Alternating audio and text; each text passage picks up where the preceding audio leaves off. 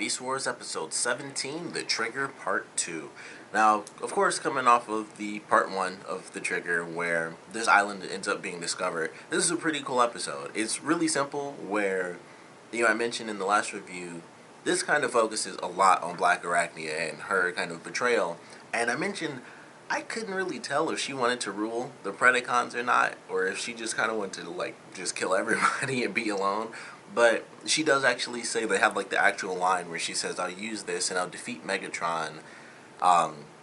He was, enough power to stop Megatron. I'll destroy the Maximals and I'll rule the Predacons. So she wants to do what pretty much everyone else wants to do. Terrorsaur, at least. Terrorsaur, Tarantulas. I guess not Waspinator. The only one who's officially loyal is definitely Scorponok. And I guess Waspinator is too. But Terrorsaur wants to betray him. Obviously Dinobot in the beginning. Tarantulas does, and now Blackarachnia. So that's her plan, and she does get to the tower. We have Optimus and Rattrap flying in, because of course, Optimus is the only flyer, Rattrap is the only one light enough. So he flies in with Rattrap. They have to go in, and they have to kind of deal with all this madness, because Blackarachnia eventually gets to the tower. Before that, Optimus and Rattrap are dealing with Terrorsaur and Waspinator, because they've been healed up now, so they're flying in around the same time. They have to fight them in midair. Rattrap gets knocked off Optimus because he gets shot in one of his jetpacks because he can't maneuver as much. So Rattrap is just falling through space, and then Terrorsaur is taunting him and stuff. And Rattrap transforms and blasts him straight in the face, and it kind of messes him up and sends him into a spiral.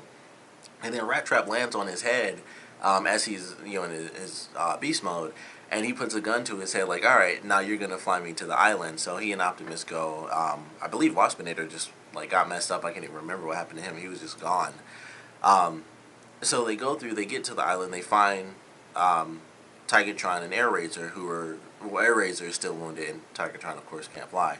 So they're walking around, they're kind of buddied up, and they deal with some of the traps that they find, because Blackarachnia realizes that there's a symbol that lets them know that a trap is set up because she almost falls out of the sky, which is something that happened to Tigatron in the last episode. I didn't really mention that, but they actually kind of made it a useful point in this one.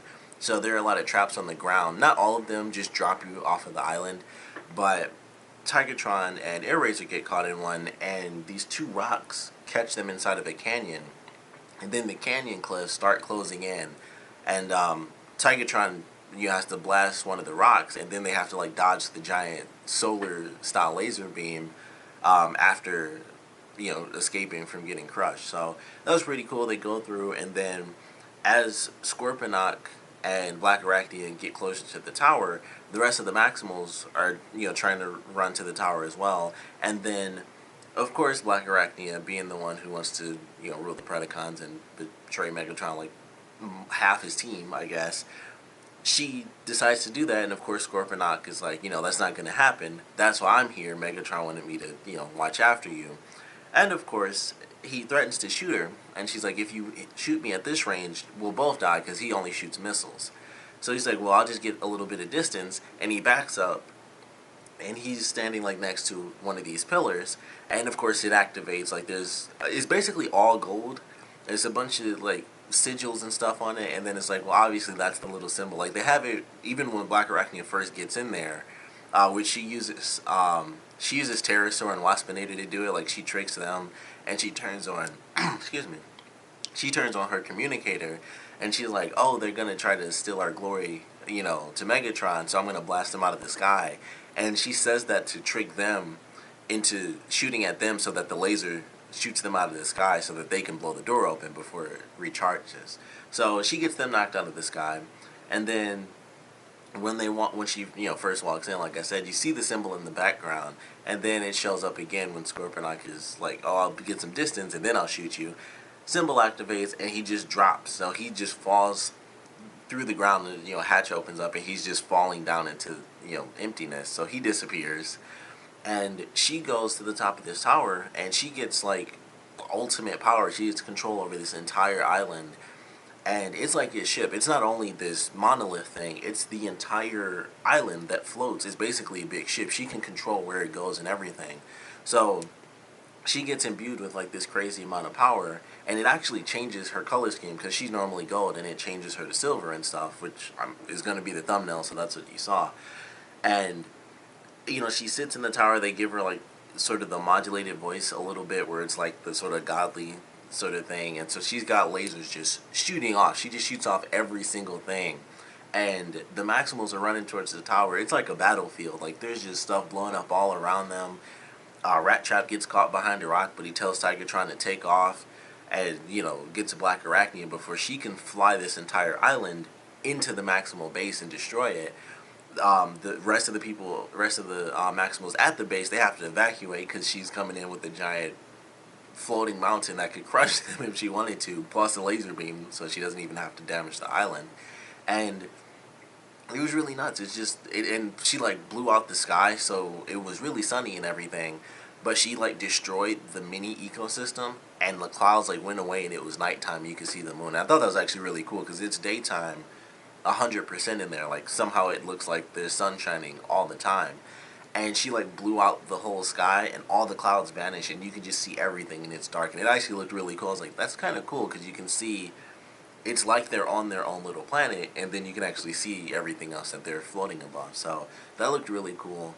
And a big focus that they had in this episode for the Maximal side of things was Tigatron again, because his whole idea, his whole ideal actually as a character is kind of being with nature. Like that's a really big part of his character. So in the first episode I mentioned he's like, I want to be a visitor and not an intruder and stuff like that, so that's why he was in his Maximal form.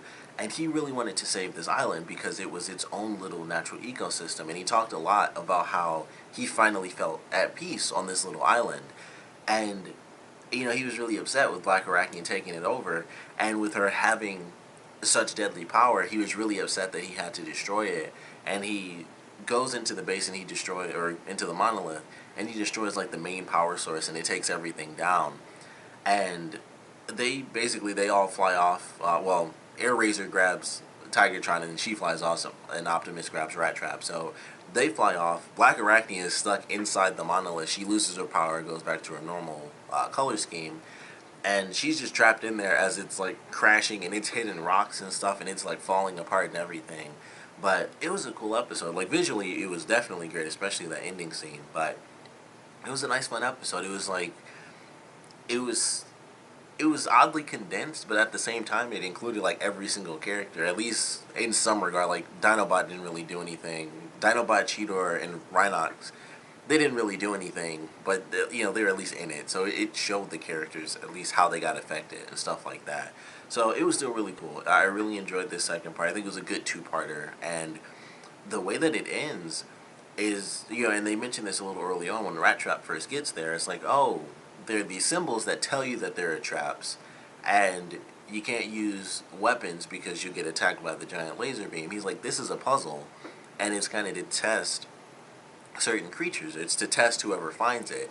And so when they fail at the end, because Tigatron has to destroy it so that Blackarachnia, can't destroy them, this laser like shoots up into the sky and it lands on another monolith that's on the moon, and then that like shoots off into space, and like everyone can see this giant laser, so they're watching it hit the moon, and then it jumps off of something else, and it looks like, I'm assuming it either went through time or it just went through space, because it like opened up a portal. So I couldn't at first I figured it was like it went through hyperspace, which is probably what it did, because it wouldn't really make much sense if creatures went back in time to make the machine just so we could send them something in the future. That wouldn't make a lot of sense. But just like with the pod thing, I don't know if this is supposed to be like the same alien race or whatever the deal is, but they certainly made this one seem like they'll give an answer to it later on in the series. So I'm actually kind of excited for that, because I really don't remember any of this alien stuff,